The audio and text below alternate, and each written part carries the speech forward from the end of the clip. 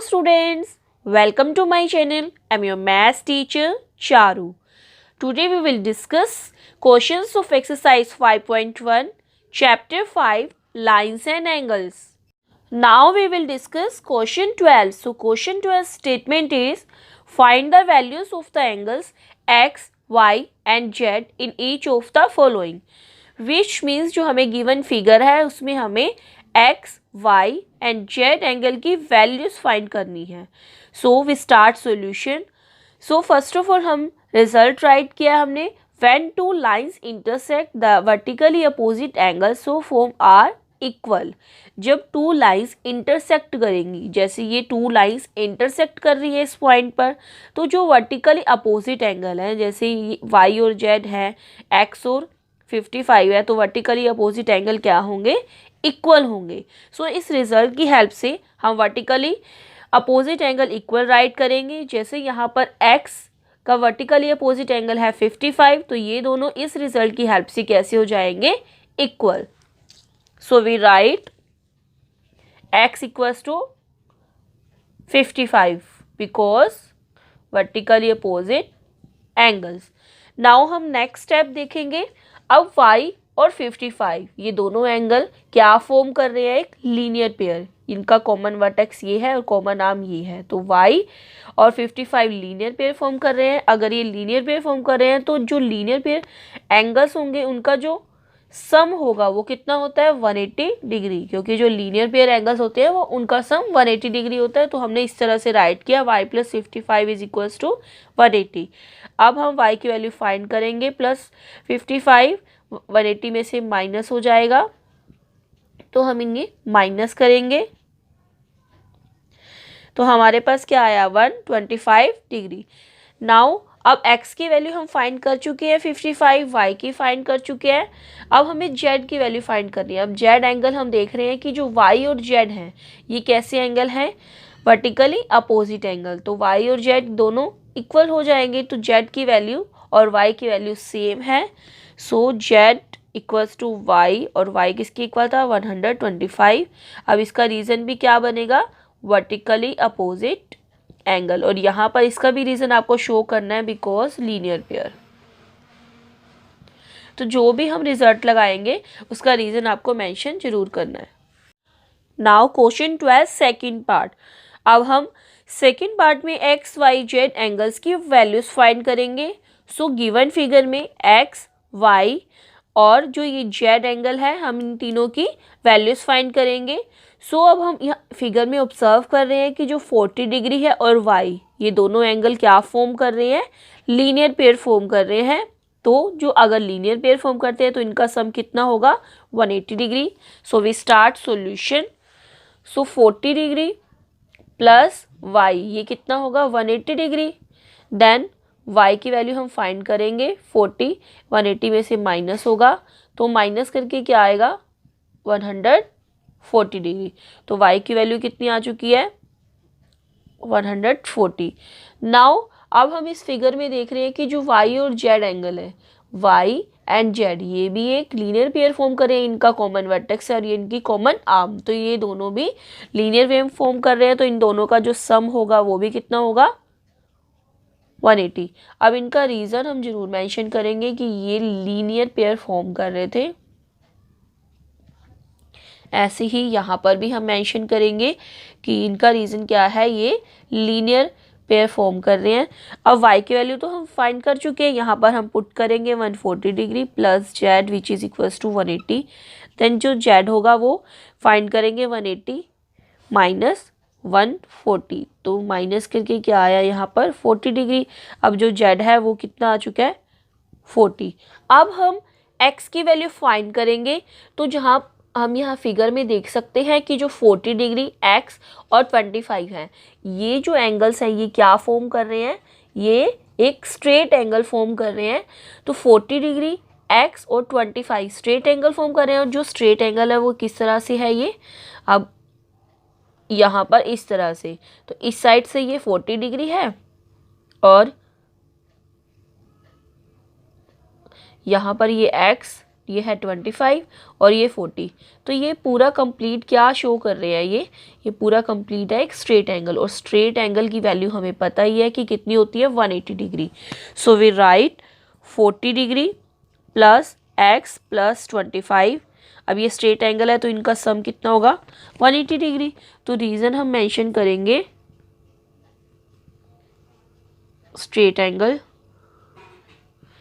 Now 40 और 25 plus होकर 65 बनेंगे, plus x which is equals to 180। अब x की वैल्यू फाइंड करेंगे, 180 माइनस 65, तो इन्हें हम माइनस करेंगे तो क्या आएगा, 115 डिग्री। सो x की वैल्यू क्या बनी, 115 डिग्री। ऐसे हमने y 140, z 40 डिग्री और x की वैल्यू 115 डिग्री इस फिगर की हेल्प से हमने फाइंड कर ली है। Now question 14. So question 14 statement is in the adjoining figure name the following pair of angles. So जो हमें given figure है तो हमें उसमें first second third fourth part जो एंगल्स हमें इन्होंने कहा हुआ है वो हमें बताने हैं फिगर की हेल्प से। So first is obtuse vertically opposite angle. Obtuse angle कौन से होंगे, जो 90 से ग्रेटर होंगे और 180 डिग्री से लेस। तो ऑब्ट्यूज वर्टिकली अपोजिट एंगल बताने हैं हमने। तो अब हम चेक करेंगे ऑब्ट्यूज वर्टिकली अपोजिट एंगल कौन कौन से एंगल बनेंगे यहाँ पर। अब ये देखो angle A O D, angle A O D, तो ये एंगल ए ओ डी है। Then angle B O C. अब ये दोनों एंगल हैं एक दूसरे के अपोजिट एंगल है, वर्टिकली अपोजिट एंगल है, और ये दोनों के दोनों एंगल 90 से ग्रेटर है यानी कि ऑब्ट्यूज एंगल है। तो ये ऑब्ट्यूज एंगल भी है और ऑब्ट्यूज वर्टिकली अपोजिट एंगल है क्योंकि एक दूसरे के अपोजिट है। सो हम सॉल्यूशन राइट करेंगे। First part angle A O D and angle B O C. तो हमने इस तरह से pair of obtuse vertically opposite angle show किए। नाउ अब हम सेकंड पार्ट करेंगे। सेकंड पार्ट में हमें क्या शो करना है, एडजेसेंट कॉम्प्लीमेंट्री एंगल। अब एडजेसेंट कॉम्प्लीमेंट्री एंगल नेम से ही पता लग रहा है कि वो एडजेसेंट एंगल तो होने चाहिए लेकिन वो कॉम्प्लीमेंट्री भी हो, यानी कि उन दोनों एंगल का सम कितना बनना चाहिए, 90 डिग्री। अब हम चेक करेंगे यहाँ पर एंगल ई ओ ए। अब ये एंगल जो है ई ओ ए, और हमें क्या शो करने थे, ये एडजेसेंट। अब इसका एडजेसेंट एंगल क्या बन रहा है, ये भी इसका एडजेसेंट एंगल है, ए ओ बी, ये दोनों एडजेसेंट एंगल है। लेकिन ये दोनों एडजेसेंट होने के साथ साथ इन दोनों एंगल का सम कितना बन रहा है, 90, क्योंकि जो ये एंगल है ये कंप्लीट 90 डिग्री का एंगल होगा। सो जो यहाँ पर भी हम इसे शो कर देंगे जैसे कि ये हमने शो किया था, ये है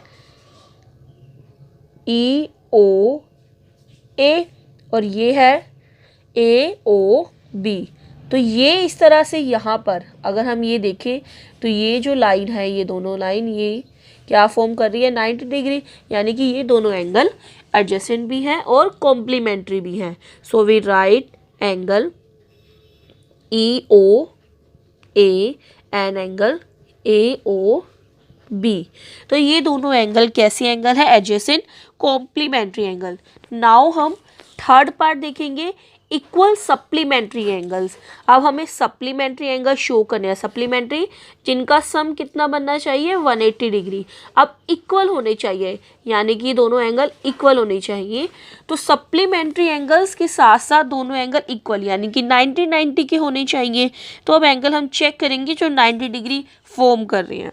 अब ये जो एंगल है ई ओ बी और ई ओ डी, ये दोनों एंगल कैसे एंगल है, 90 डिग्री के। तो ये दोनों एंगल 90 डिग्री हैं और दोनों का सम कितना है, 180 डिग्री। तो एंगल ई ओ बी और एंगल ई ओ डी, कैसे हम यहाँ पर भी इसको शो कर सकते हैं, ई ओ बी और इधर था ये ई ओ डी। अभी हम ध्यान से देखें तो ये दोनों एंगल क्या फॉर्म कर रहे हैं, 90-90, दोनों इक्वल है, दोनों का सम 180 है, तो ये कैसे एंगल हुए, इक्वल सप्लीमेंट्री एंगल्स। नाउ हम फोर्थ पार्ट करेंगे, अनइक्वल सप्लीमेंट्री एंगल। अब चेक तो हमें यही करना है कि वो सप्लीमेंट्री हो लेकिन वो अनइक्वल होने चाहिए, यानी कि इक्वल नहीं होने चाहिए। तो अब यहाँ पर ई ओ ए जो ये एंगल बन रहा है, ई ओ ए और एंगल ई ओ सी। अब ये हम जो एंगल देख रही है, जैसे ई ओ ए, ये एंगल और ये एंगल, ये दोनों एंगल क्या फॉर्म कर रही है, सप्लीमेंट्री एंगल्स हैं। कैसे हमें पता लगा, क्योंकि इन दोनों एंगल्स को अगर हम प्लस करते हैं, इन दोनों एंगल को अगर हम प्लस करेंगे तो 180 डिग्री बनेगा। अब ये एंगल इस एंगल की कंपैरिजन में लेस है और ये इससे ग्रेटर वैल्यू का एंगल है। अब दोनों ये अनइक्वल हुए और सप्लीमेंट्री भी हुए, तो हम यहाँ पर राइट करेंगे angle A O E and angle E O C. तो ये दोनों एंगल सप्लीमेंट्री भी हुए, अनइक्वल भी हुए। Now fifth part, adjacent angle that do not form a linear pair.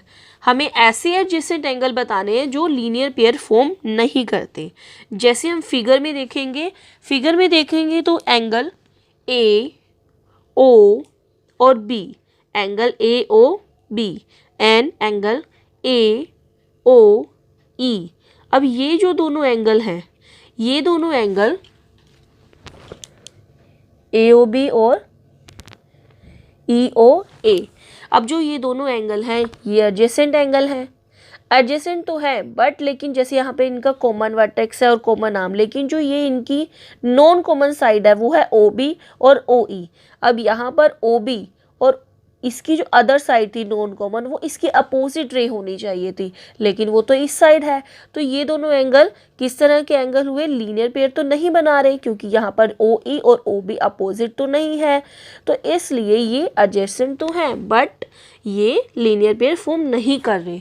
So angle A O B and angle A O E, ये दोनों हमने शो किए कि लीनियर पेयर नहीं फॉर्म करे बट एडजेसेंट एंगल है।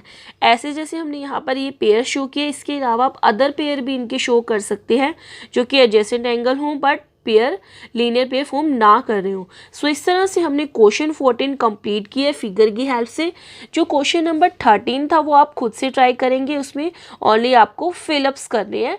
सो वो क्वेश्चन जो हमने बेसिक डिस्कस किया था, जो हम इसकी वर्टिकली अपोजिट एंगल कॉम्प्लीमेंट्री जो हम बेसिक डिस्कस कर चुके हैं उसी पर ही बेस्ड है, तो क्वेश्चन 13 आप खुद से ट्राई करेंगे।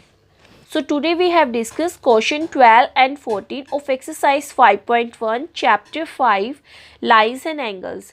So exercise 5.1 is complete. I hope so you all understood these questions clearly. Thank you.